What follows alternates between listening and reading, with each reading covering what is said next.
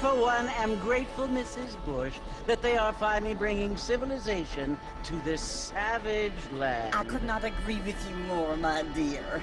My daddy settled this land, and I know he'll be looking down on us, pleased at how we help the natives. Yes, they've lost their land, but they've gained access to heaven.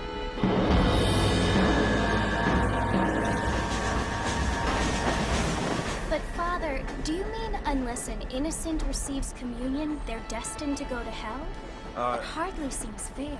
What I mean to say, Jenny, is that there is a great deal of difference between an innocent and a savage. I never thought of it that way. Yes, they lived like animals, but they're happier now.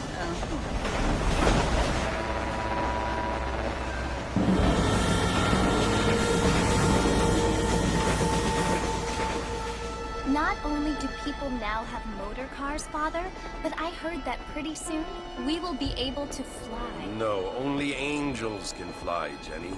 No, apparently people can fly. Didn't you hear? Out in Kansas, a man even got a car to fly. I hardly think so, Jenny.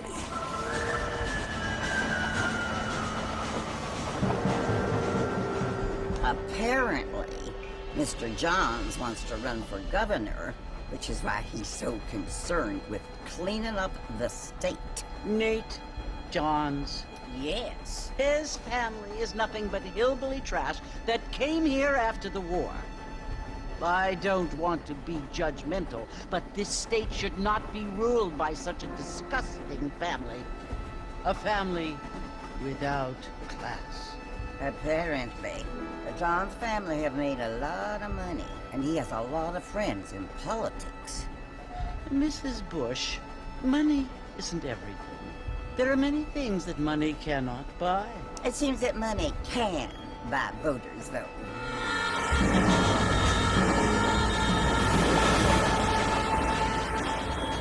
What you must remember, my dear, is that we have been brought here to spread the word.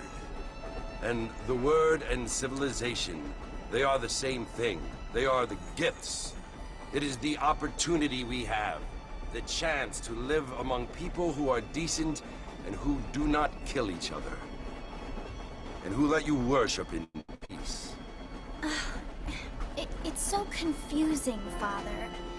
Sometimes I find it impossible to make the distinction between a loving act and a hateful one. I mean, they often seem to be the same thing. Yes, Jenny, it is confusing. But you only have to ask me if you need help. Indeed. Well, here we are, Mrs. Bush. Armadillo.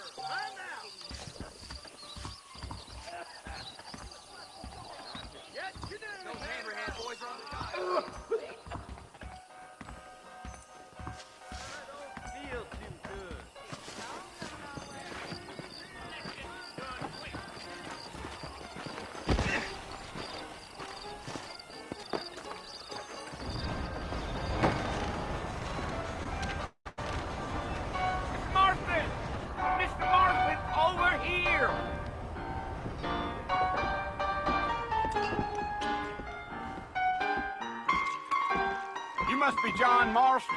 Sometimes. I'm Jake. Your friends from Blackwater hired me to guide you. They ain't my friends, but pleased to meet you, Jake. I got the horses saddled up and ready out front.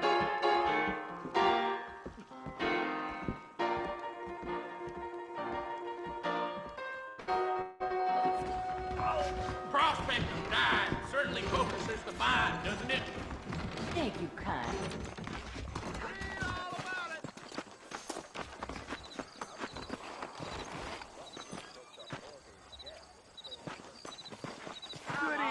Mount up, Mr. Marston. I want to get to Fort Mercer before sundown. Well, here, let's mount up and hit the trail.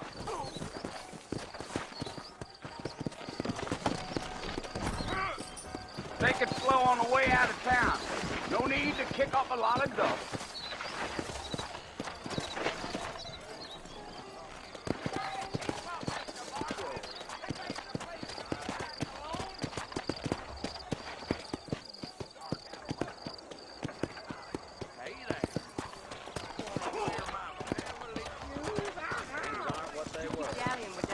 Go! Now try to stay with me. I don't want you to get lost.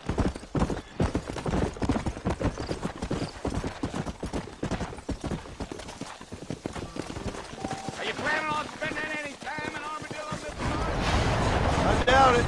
I ain't planning on staying very long.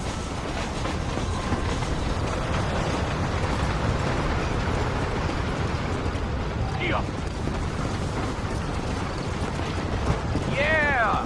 Oh, it was the marshal who hired me. Lee Johnson. Do you know him? I think I heard his name. Chewing the dog, mister. It's how I am. I don't mean nothing by it. Trust me, there's things you better off not knowing.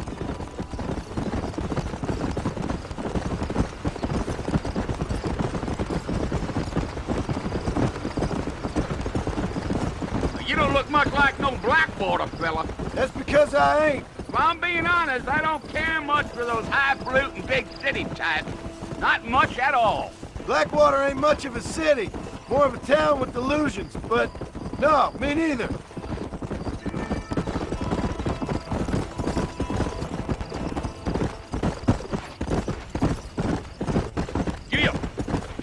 A fella told me he was out in Blackwater a few months back and saw one of them newfangled carriages without horses. Is that so? And you wind them up like a clock. Damnedest thing ye ever saw without the aid of liquor, he told me. Times are changing fast. That's for sure.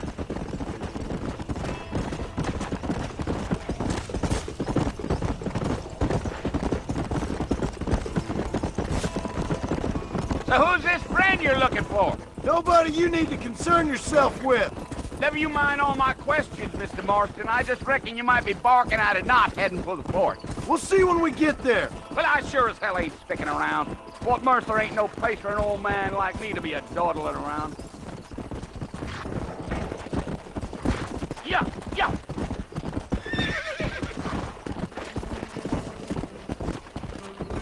You look like a man with a lot on his mind, Mr. Marston. So I won't bother you none with my chatter.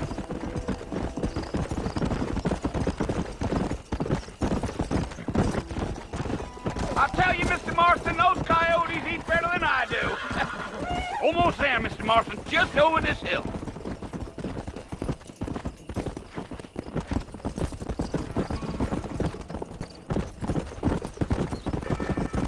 Whoa there. Listen, mister. This here is what's left of Fort Mercer. Some gang rode in and took the place over. So I understand. This is where we part ways, friend. You have yourself a good time.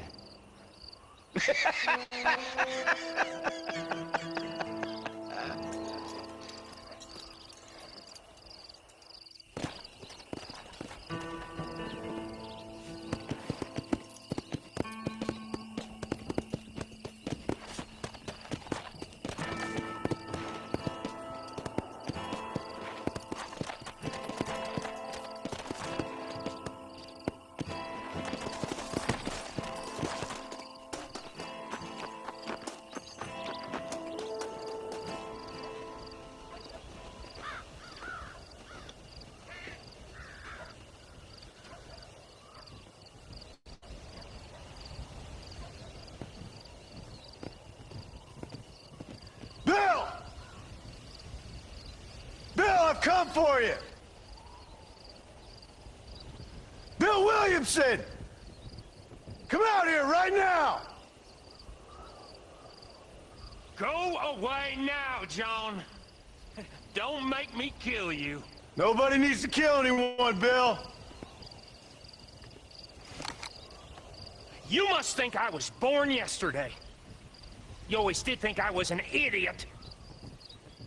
That ain't fair, Bill.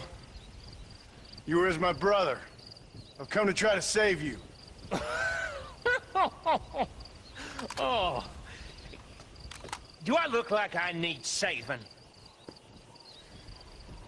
Bill, please. They want to kill us all. I can help you. Well, you never tried to save me before. You only seemed to save yourself. Bill, I implore you think about this. You implore me? You implore me. You always were one for fancy words. Oh. Well, things are different now, John. Now I'm in charge! No more Dutch! And no more you. Implores. I implores you to go back and tell them to send someone just a little bit more impressive next time. Well? Oh. Poor John.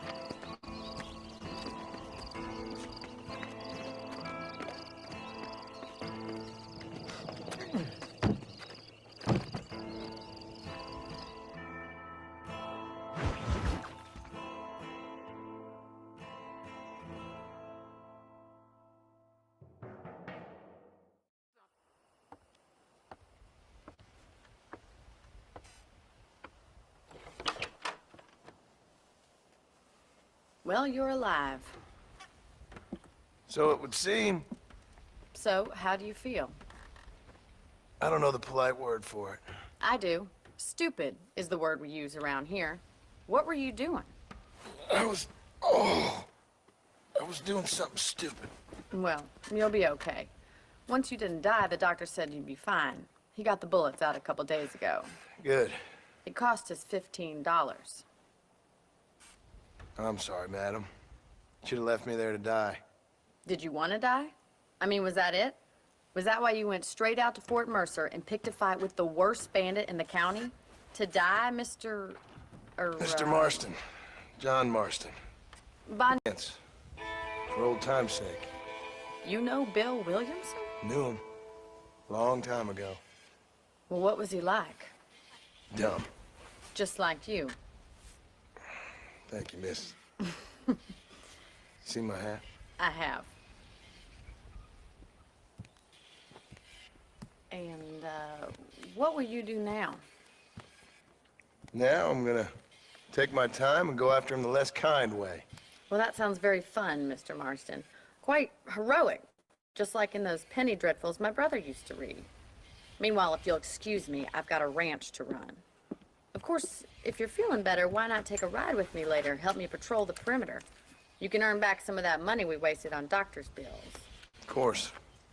And thank you for saving my life, I mean. Next time, Mr. Marston, I strongly recommend you don't try to lose it quite so earnestly. I'll bear that in mind.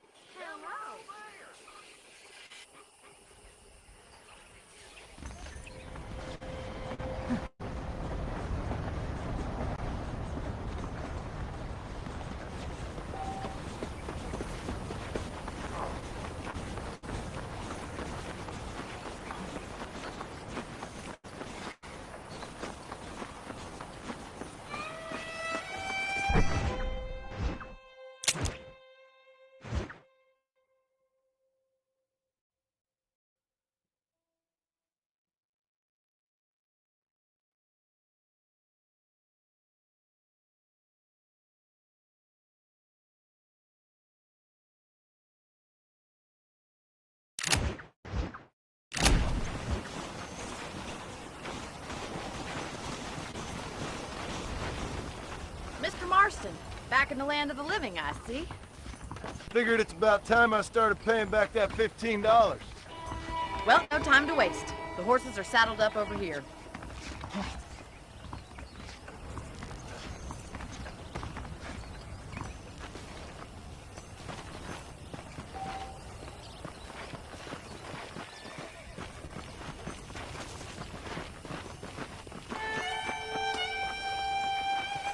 There's the foreman's office. It's also where we lock up good-for-nothing outlaws, such as yourself. I'm happy enough with my current quarters right now, Miss McFarland. Come on, time for you to see what a real ranch looks like.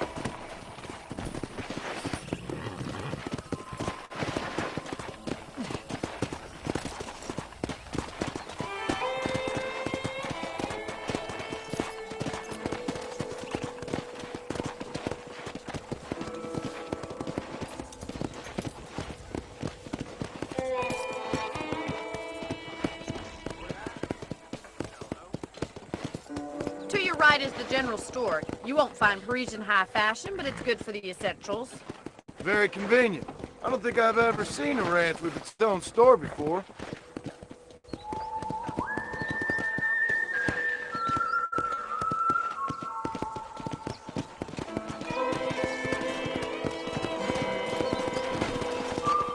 And here's the corral. This one's for the horses. What do you think? I'm no expert, but it certainly looks like a fine corral. I suspect you've stolen more horses than you've broken. Now, where'd you get such an idea? Try to keep up, will you?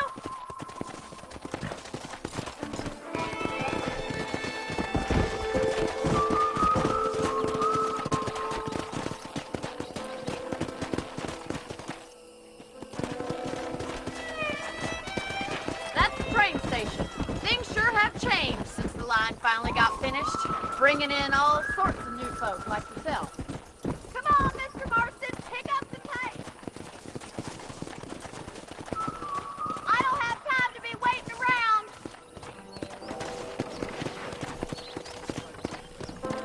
Whoa there!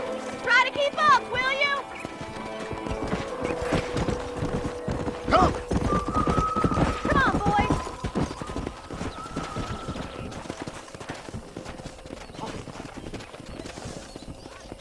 Come on, Mr. Marston, pick up the pace. Come on!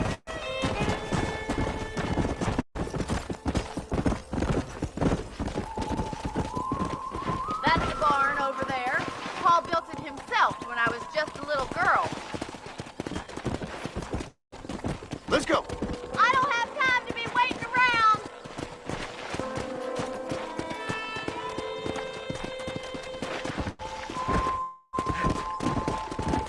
Try to keep up, will you?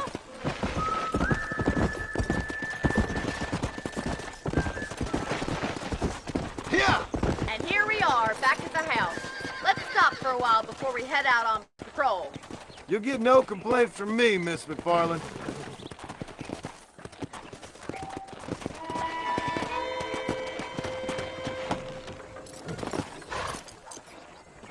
Well, are we going inside?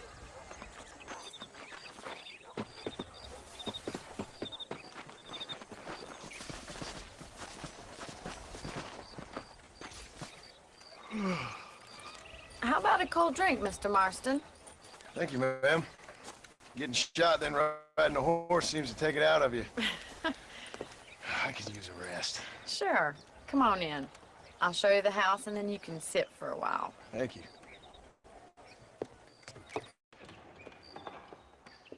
Mr. Marston, Miss McFarland, remember me telling you about the this is a fine weapon. Come, let's head out.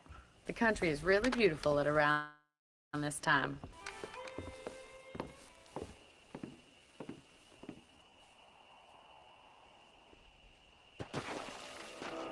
Come on, then. Let's mount up and take a look around.